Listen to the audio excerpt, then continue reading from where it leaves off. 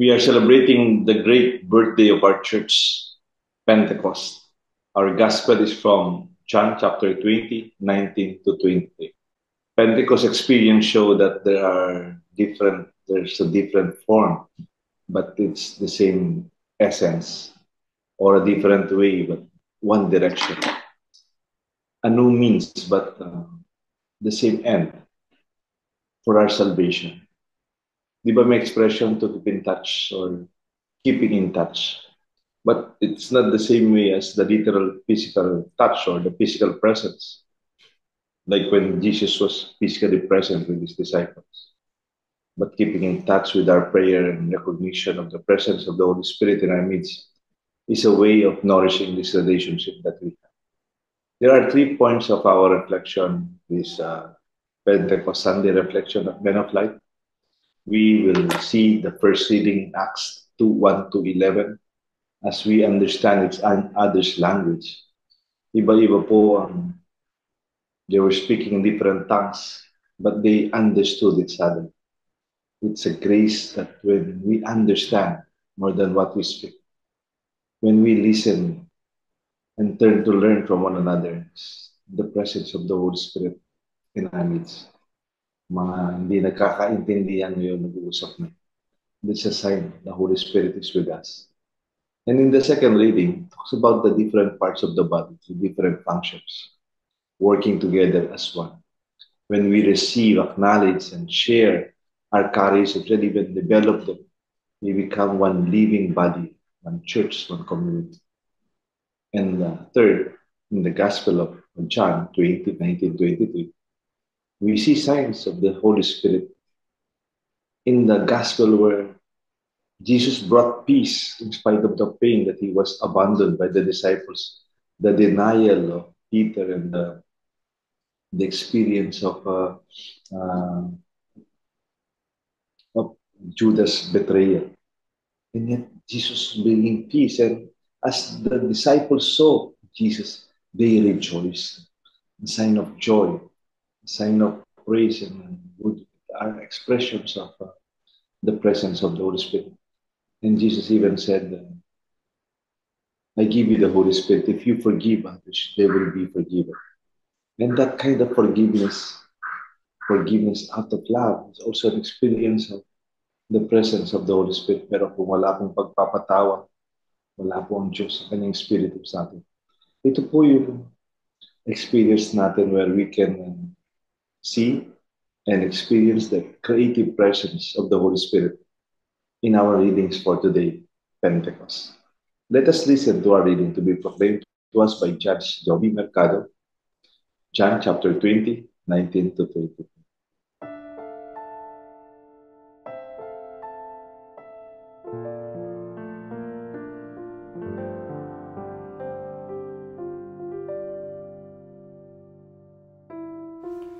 Pagbasa mula sa Ebanghelyo ayon kay San Juan. Kinagabihan ng linggo ding iyon, ang mga alagad ay nagkakatipon. Nakapinid ang mga pinto ng bahay na kanilang pinagtitipunan dahil sa takot nila sa mga Hudyo. Dumating si Jesus at tumayo sa gitna nila. Sumainyo ang kapayapaan, sabi niya. Pagkasabi nito, ipinakita niya ang kaniyang mga kamay at ang kaniyang tagiliran. Tuwang-tuwa ang mga alagad nang makita ang Panginoon. Sinabi na naman ni Jesus, sumainyo ang kapayapaan. Kung paanong sinugo ako ng Ama, gayon din naman sinusugo ko kayo. Pagkatapos, sila'y hiningahan niya at sinabi, tanggapin ninyo ang Espiritu Santo. Ang patawarin ninyo sa kanilang mga kasalanan ay pinatawad na nga. Ang hindi ninyo patawarin ay hindi nga pinatawad. Ang mabuting balita ng Panginoon.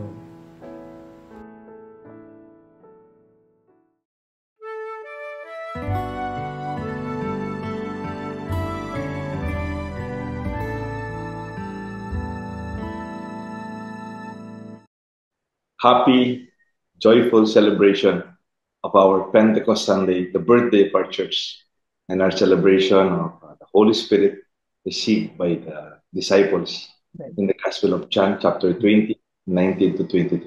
Ito po si Father Deo Galang, masayang makakasama ninyo as we celebrate the creative presence of the Holy Spirit. At dito po si Bishop Ambo David mula dito sa Diocese of Caloocan. Kamusta po kayo? Happy Pentecost Day. Bong Roque po, kasama nyo ngayon sa Men of Light. Ito po yung pinakahihintay natin na sinabi ni Jesus na I will leave but I will send the Holy Spirit. Ito na po yun. Nasa atin ang banal na Espiritu. Samahan nyo po kami sa Men of Light. Sama rin po natin si Father Jonathan Bartolome as our director and technical person for our recording. The first reading, Acts chapter 2, 1 to 11, is also an important basis for the Pentecost, which is also collaborating and complementing the gospel from John chapter 20 that we have today. And here it's very clear that the Holy Spirit was received in tongues, in a form of tongues, and they were able to speak different languages. The sign of the Holy Spirit is when we are able to understand one another. In fact, kuminsan hindi man kayo pareho language pero nagkakaintindihan kayo. Hindi lang technical na pareho kayong sasalitang Bisayas o Ilocano o French o Japanese o Filipino, but there's some kind of a goodwill experience of you're able to reach out, coming from different places and background and culture. But with love and goodwill, they're able to listen, to communicate meaningfully. Goodwill and respect facilitates understanding, even when they don't share the same language. Bishop, Bishop, he speaks a lot of languages. Well, Father Deo, one of the intriguing things para sa akin tungkol dito sa pagbasa, yung description of the Holy Spirit coming as tongues of fire, no? Alam natin na the word tongue in Spanish is lengua, no? At alam natin yung the literally lengua, yun yung ating dila, but it is also used figuratively as language, no? Lengua Española, no? I think parang what is being suggested by Saint Luke dito sa pagbasa na to is parang it's about the Spirit will teach us to learn a new language, a new way of communicating with one another.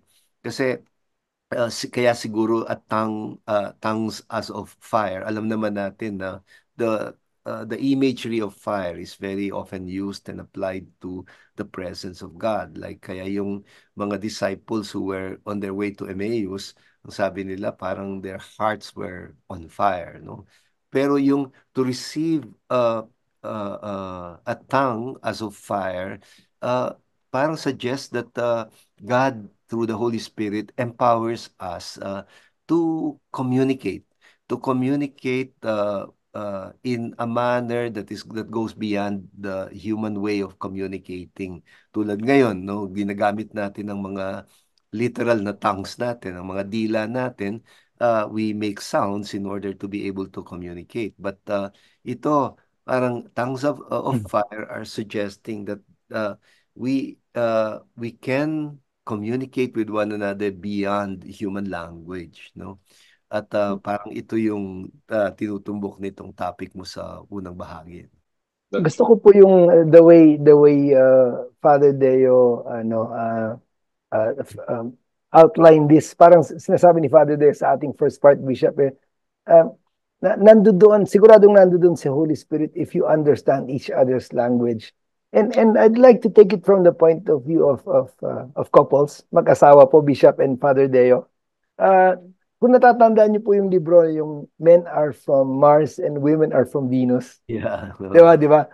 It highlights na talaga magkaiba yung pinanggagalingan ng lalaki at babae. Talagang may difference. Halimbawa, sa Pinoy, maganda po ito sa hindi pagkakaintindihan. Pag tinanong mo daw yung wife mo, sabihin mo, may problema ba? At pag sinabing wala, ibig sabihin, medyo padabog na wala. Ibig sabihin na may problema. Kapag sinabi ng wife na okay lang ako, ibig sabihin nun, hindi siya okay. Alamin mo kung bakit hindi ako okay. Medyo mahirap po yun. Kasi hindi naman, palagi namin ina-argue kami mga lalaki, mga husbands, hindi naman kami manghuhula. Pwede ba sabihin mo na lang? And on this point, I think sa marriage po, Bishop and Father Deo, para magkaintindihan, kailangan ng presence ng Diyos, ng Holy Spirit, para magkaintindihan, pwede ba sabihin mo na lang ng diretso para ano, and yung openness na yun, I think, is the product of the presence of the Holy Spirit in a marriage. Amen. Kaya nga naman sa mag-asawa, tingnan niyo naman po, ang tawag sa pagsasalita natin mother tongue. Wala naman pong father tongue. So, may karapatan lang talaga, makinig tayo.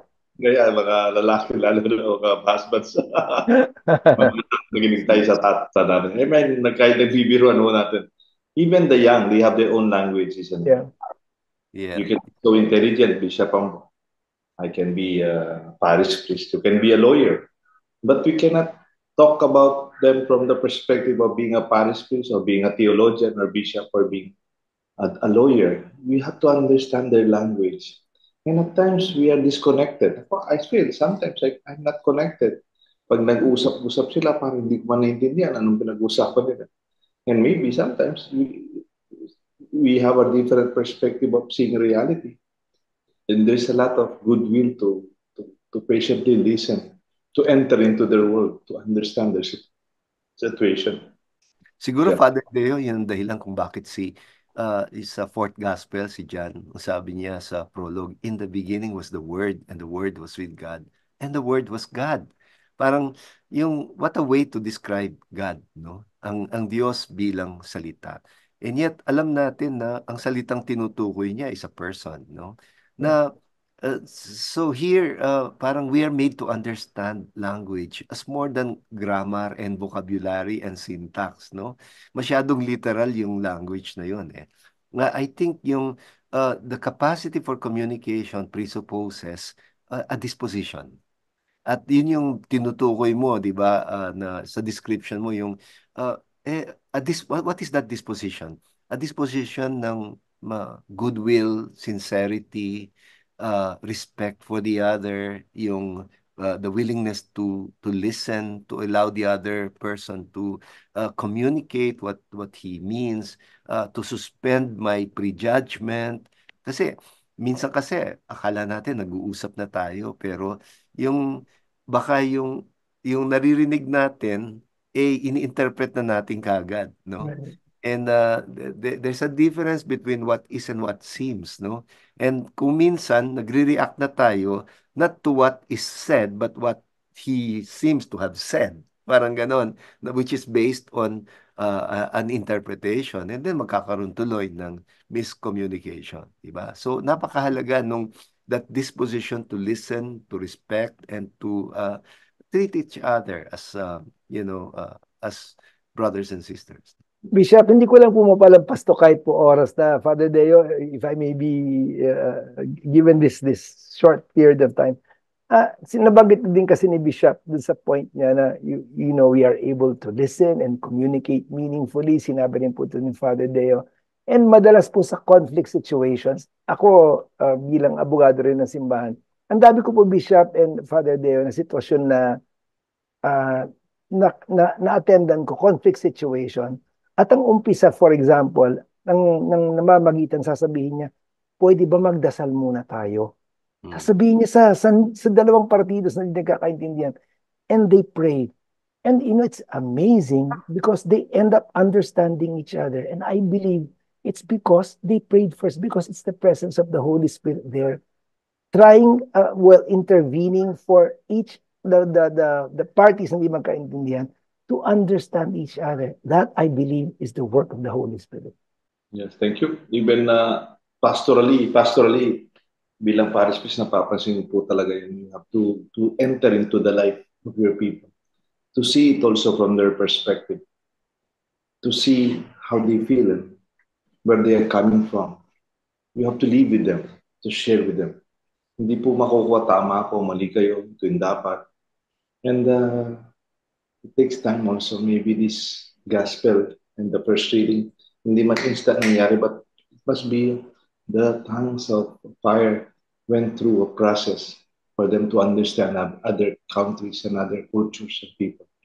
Ang sarap po nitong first part natin na ating kwentuhan from Acts 2:1 to 11. Magbabalik po, Men of Light. Next time, pakinggan naman natin yung the presence of the Holy Spirit when we receive, acknowledge, and share, and hone the gifts that we have, the charisms given to us in each person. Magbabalik po ang Men of Light.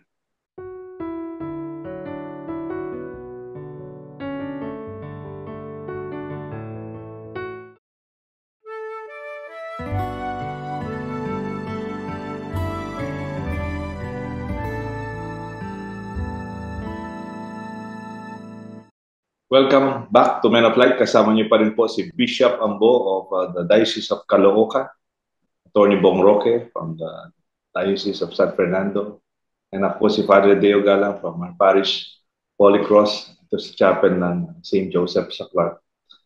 We are celebrating Pentecost from John 20. And the second part we take from the second reading from Corinthians 1 Corinthians 12, 3 to 7. This time, Paul is talking about the different bodies of the church, of the person, as some kind of a recognition of the values, gifts, the different gifts that we have. And when we recognize our giftedness, and when we acknowledge and affirm each other's charisms, and use this for the good end of a community, goodwill, and also for our needs, and offer them joyfully, and even develop them and hone them and grow your talents. We give praise to the giver, and this is the presence of the Holy Spirit. The grace of the Holy Spirit, parang when you have a gift, parang hindi siya nauubos, di ba? Yung pera pag binigay mo, wala na, no, attorney? Pag yung laptop mo, binigay mo, wala na. Pero if you have public speaking skills, the more you give it, the more you have it. If you are gifted in music, the more you share it, the more you have it. And the different gifts of the Holy Spirit in our church, we celebrate them and give honor to our giver. Yeah. Napakahalaga nitong punto mo, Father Deo, kasi yung alam natin sa there is that very strong culture nung pagalingan, pahusayan, hindi ba? On the one hand, I mean, wala namang masama doon, di ba? Especially kung pare-parehong areas ng galing naman yung pinag-uusapan, no?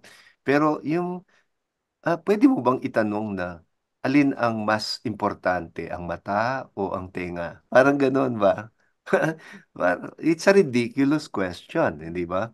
And you don't say one is more important than the other. You know, we need one another.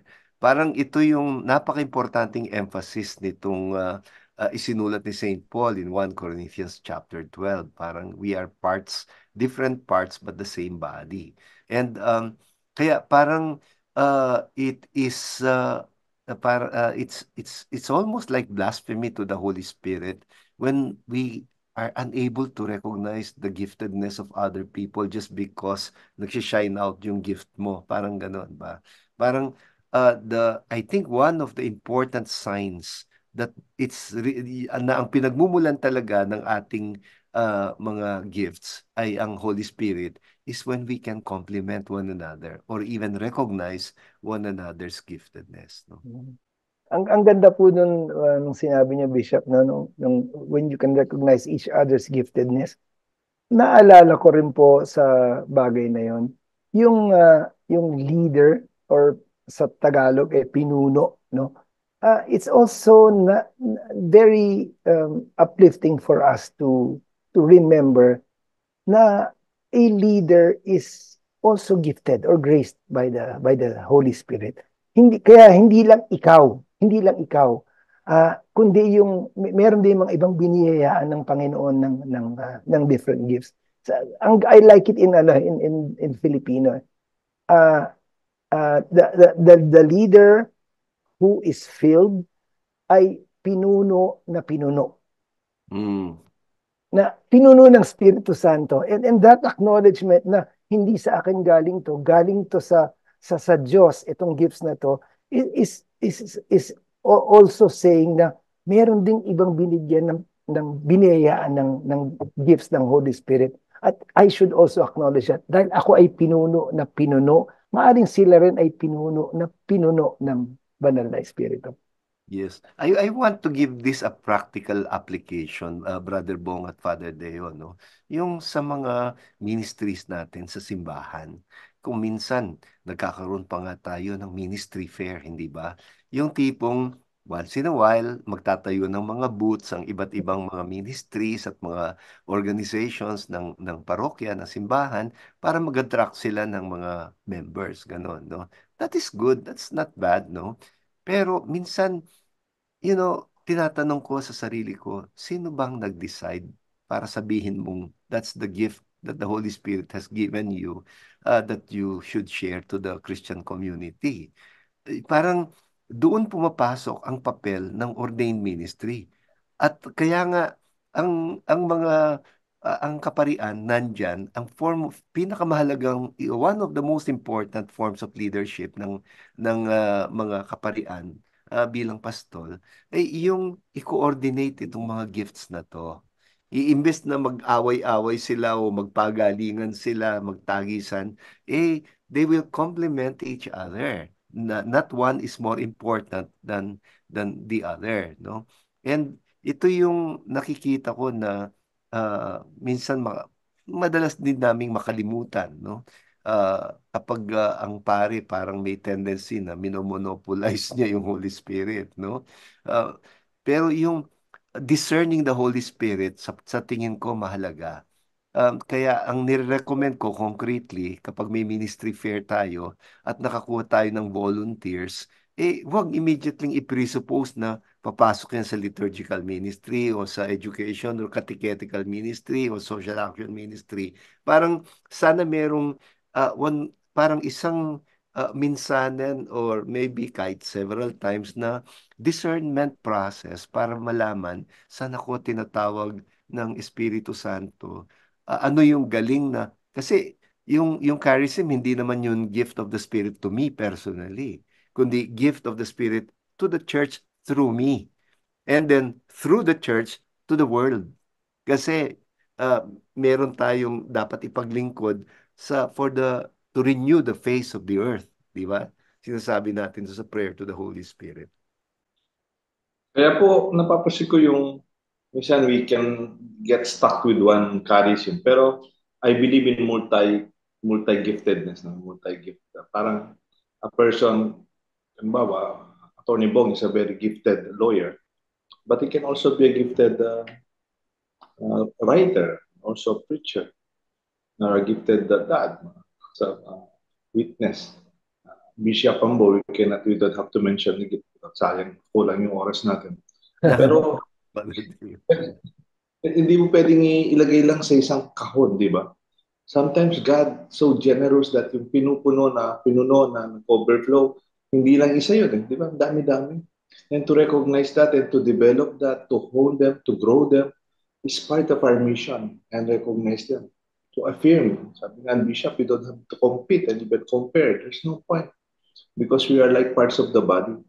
Kaya nga po sa simbahan, we are so gifted. And I pray that that the church may become a hub. Alam niyo po sa technology ngayon, mayroong hub, di ba? Saan doon nakakonekta lahat yung mga, yung parang the meeting of the different gifts. And that is where the facilitation of a pastor, a church leader, a parish priest would be able to complement and put together. It's like Yung naisip ko lang ngayon, parang orchestra, Bishop, Mm. yung orchestra. Merong bass, merong flute, merong guitar, may drums, iba-ibang klaseng instruments. And then they are playing a wonderful tune together. Tapos at tignan mo daw yung leader, yung pinaka-conductor. Conductor. You don't hear him. Mm. You don't really hear his voice, but he's putting together. Maybe that's the gift. That's the Holy Spirit also through the leader, the parish leader, that we can put all these differences into a beautiful music. Babalik po, Men of Light. We will zoom into the gospel from John 20:20 to 22, where the gifts of the Holy Spirit, the presence of the Holy Spirit is creatively seen when we experience peace, joy, and forgiveness. Babalik po, Men of Light.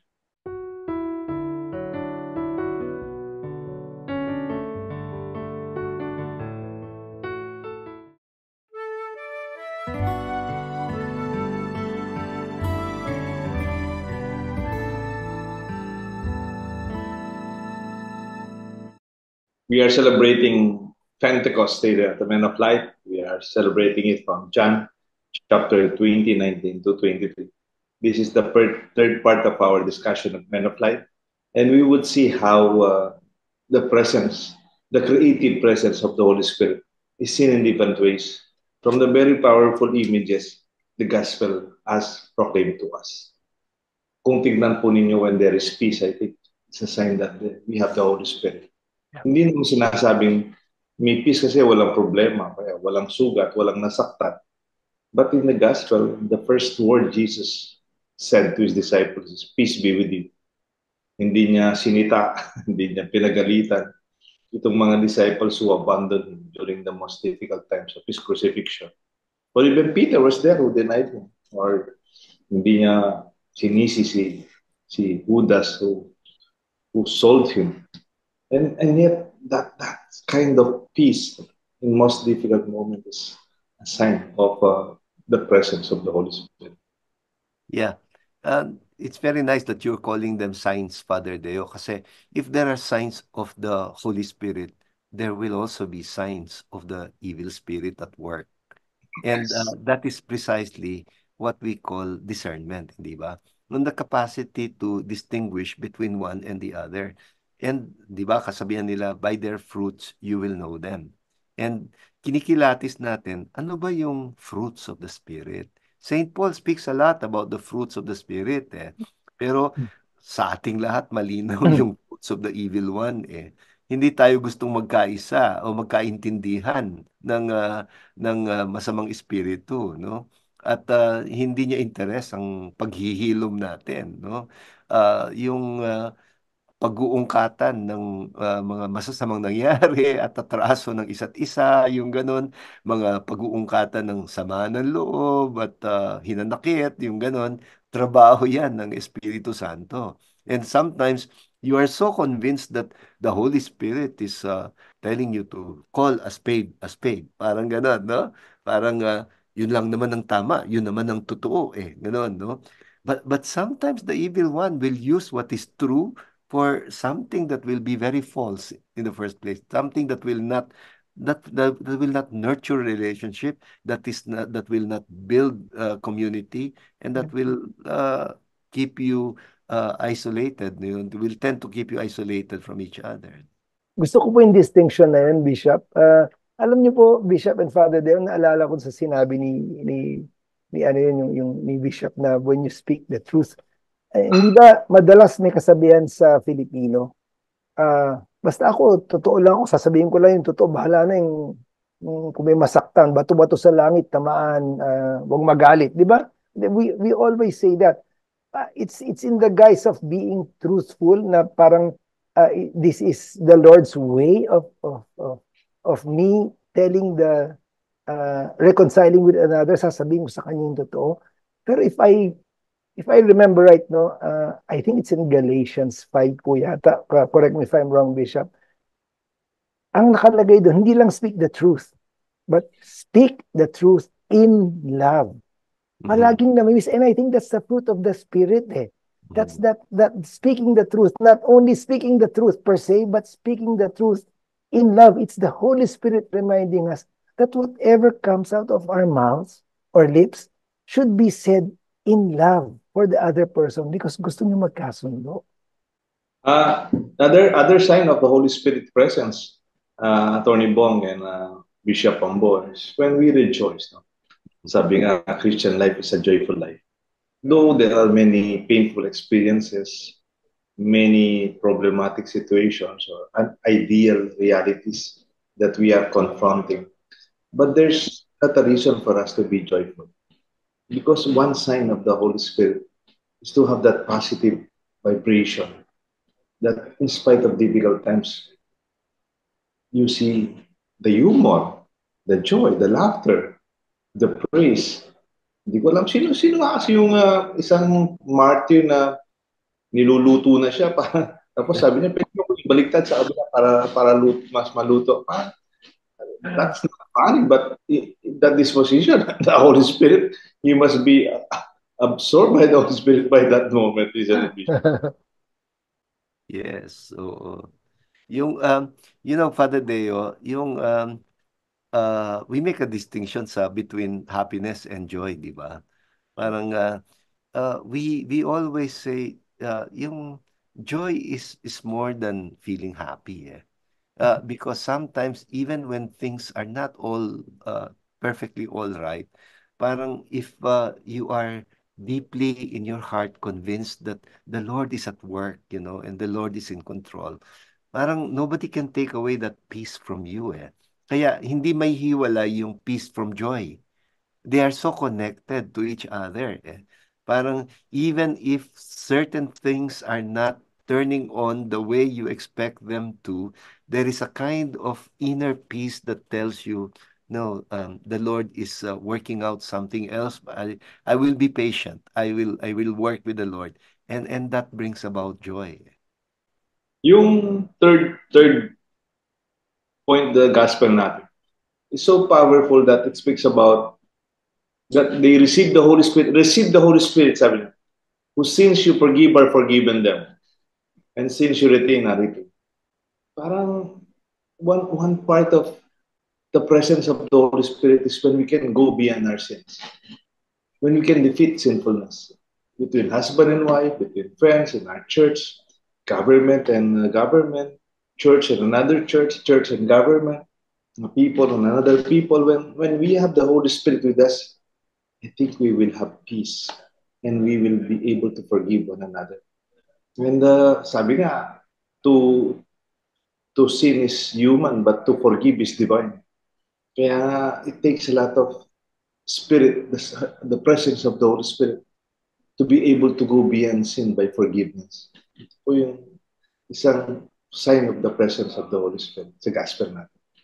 Siguro bago lang magtapos yung ginamit na image ni Jesus, yung binding and loosing, di ba? Sabi niya, whatsoever you bind on earth shall be bound in heaven, and whatsoever you loose on earth shall be loosed in heaven. And sometimes forgiveness will take the form of binding, at other times it will take the form of losing. And we have to know when to do which depending on circumstances. And I think doon din tayo ginagabayan ng Holy Spirit. Kaya nga po, magbabalik po ang Men of Light from our reflections today. We are so grateful for our sharing of the Pentecost Sunday, this our John 20 Gospel. Magbabalik po ang Men of Light for our Facebook messages, our greetings, our summary, assignment, and the prayer of Attorney Bong and the blessing of Bishop. Magbabalik po ang Men of Light.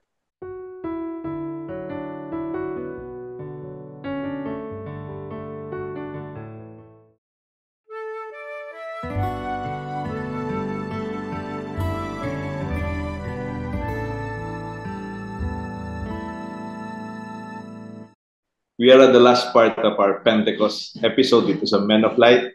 We will be reading your feedback at Facebook and YouTube. At the same time, our birthday celebrants, our greetings for our friends at Men of Light.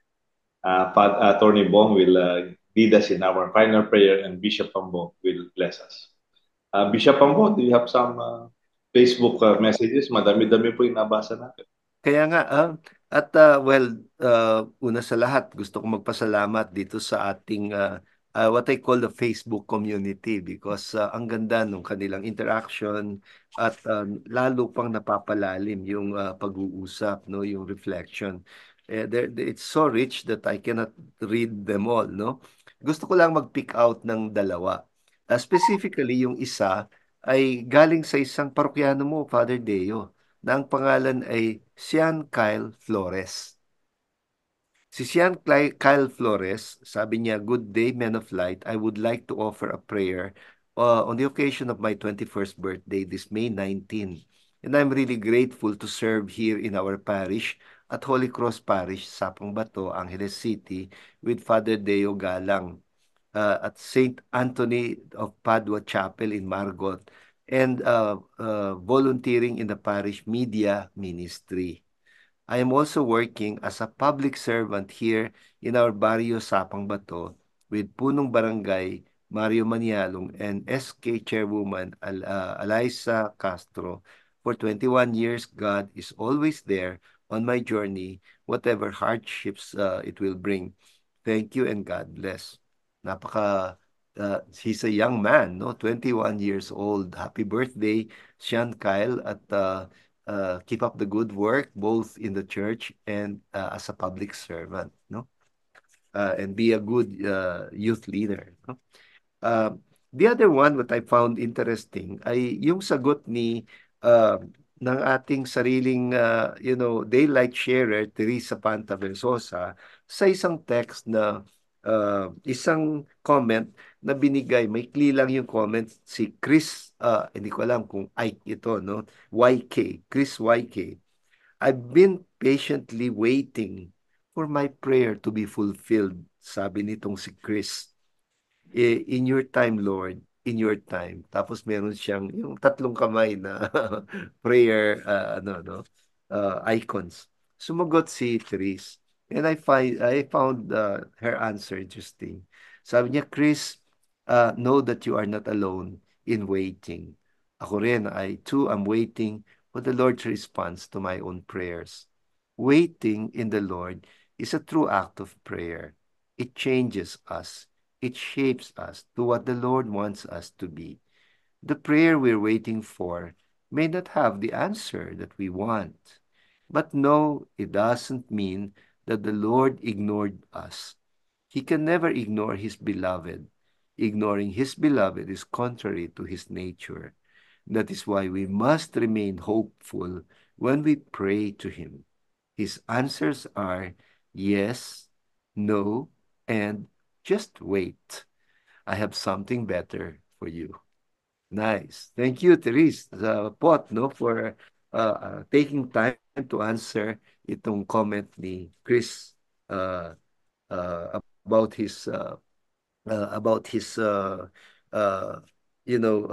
act of waiting patiently for his prayer to be fulfilled. Yun lang, Father Deo. Thank you. For our birthday celebrants, sa ating Men of Light community, hinigreet ho natin ating Pampanga clergy celebrants for this week of 19 to 25th of May. Si Father Ray Garcia, May 21. Si Father Dan Nakpit, May 22. And Father Greg Vega, May 25. Sa ating Arsobispo Emeritus, si Archbishop Pasiano Aposeto Aniceto, is ordination anniversary yung May 23. Sa ating mga birthday celebrators, May 19, si Sofia Bartolome, pamangkin po ni Father Jonathan. Yung nabasa na ni Father Bishop Pambo, si Sean Kyle Flores, isang volunteer po namin, youth volunteer sa Sapang Bato, Holy Cross Parish.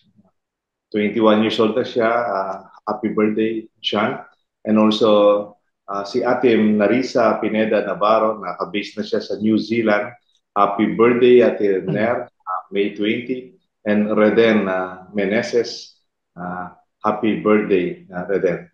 And then May 22, si Dr. Romy Enriquez. Siya po yung naging doktor ko nung na-stroke po ako. Maraming salamat. He saved my life. Dr. Romy, maraming salamat po. Happy birthday.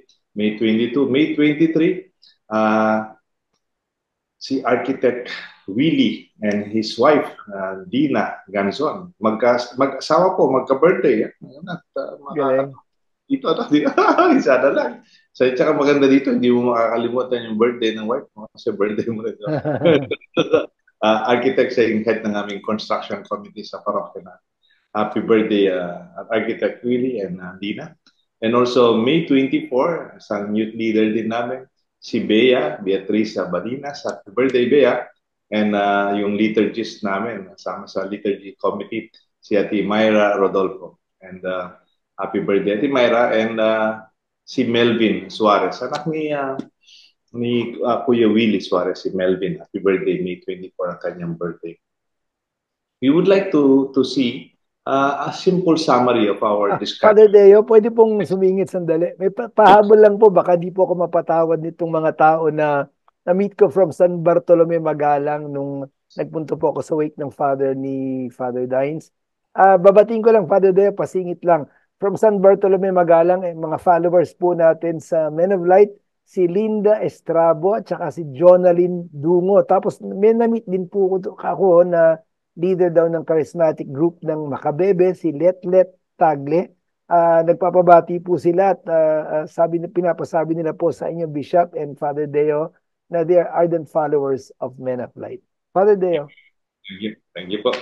At for our simple summary of our Pentecost Sunday celebration from John 20:19 to 23, ang title po ng ating episode is Creative Presence.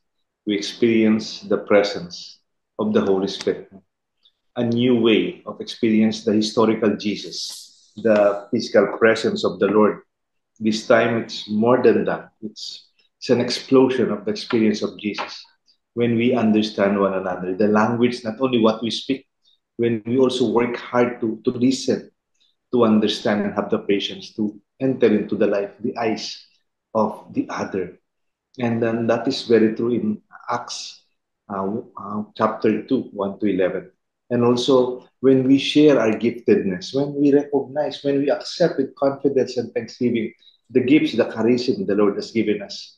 Sabi nga ni Bishop Abo, given to us, but it is for the church, and the church to serve the world. And these gifts, we hope to celebrate our giver. And we see this as a work of the Holy Spirit in us. And lastly, look into the gospel. There's so many insights in how the Holy Spirit was experienced by the disciples. The peace offered by the Lord, the peace that we have in our life, which is very critical today in our life today. We pray for peace as a sign of God's presence in the Holy Spirit. The joy that we have in spite of the difficulties and the problems and the unideal situation that we are in. There is joy, there is rejoicing, and there is giving of praise and thanksgiving. And lastly, we are given the Holy Spirit to be able to forgive and to unbind those sins against us and against the church. Ito po ang simple summary ng Men of Light. I hope for our assignment, can we creatively recognize the Holy Spirit in our life more than what was given in the Gospels and the readings? Maybe can we affirm this in our own experience and how you experience concretely the presence of the Holy Spirit in your life personally, even in your community, in your organization, in your church, in your parish, in your family. The Holy Spirit so alive in us. Ito po ang Men of Light, and Attorney Bong Roque will lead us to the final prayer, and Bishop Ambo will bless us. This Pentecost Sunday, let us lift up our hearts to the Spirit of the living God. In the name of the Father, and of the Son, and of the Holy Spirit. Amen. Holy Spirit, as you have revealed yourself to the people of old in unexpected ways, I humbly give you permission to enter into my life right now in whatever way you desire. Come like a strong driving wind permeating every fiber of my being, from the crown of my head to the soles of my feet. Fill me with your presence. My body, after all, is your temple, and I welcome you wholeheartedly, O Holy Spirit. Come, Holy Spirit, descend upon me. Rest on me as a tongue of fire, if it pleases you. With your holy fire, purify my lips from any words that do not glorify God, and let me speak in a language seasoned with love and understanding. Enter the innermost recesses of my heart and make it discerning, so that I may always remember that whatever gifts you bestow are not for me, but rather given through me for the benefit of the church and all peoples. Begin afresh your powerful work in my life, O Holy Spirit, and like never before, soften my stubborn heart, melt away the coldness within, and heal the deepest wounds of my soul. And when I am made whole, Holy Spirit, empower me to extend the words, "Peace be with you," to those who are anxious and troubled, and even to those who have not sought my forgiveness. Holy Spirit, continue to breathe life in me until I bear the fruit that reflects your mighty presence in my life, the fruit of love, joy, peace, patience, kindness, generosity, faithfulness, gentleness, and self-control. O Spirit of the living God, as you fill the entirety of my being, I ask you to take a permanent residence within me and to never depart from me. May the joy that your presence brings give praise and glory to the Father, Son, and the Holy Spirit. And I give back to you all the blessing and honor, wisdom and thanksgiving, you who are one God, forever and ever. Amen and amen. The Lord be with you. And with your spirit. And may the blessing of Almighty God come down on you and remain with you forever, the Father, and the Son, and the Holy Spirit. Amen. Thank you, Tony Bong. That's like felt the Holy Spirit come into my head when you were praying. Parang I was baptized once again in the power of the fire and the presence is really with us. Maraming salamat, Tony Bong and Bishop Ambo. You're very busy, but thank you very much for giving us time and a play. Ito po si Father Deo Galan. Papasalamat and celebrate the presence of the Holy Spirit in our life in this time, in this day. At ito po si Bishop Ambo David, one with you in celebrating the birth of the church and the day of Pentecost. Happy Feast Day. Bong Roque po, this Pentecost Sunday, and always be blessed and be a blessing.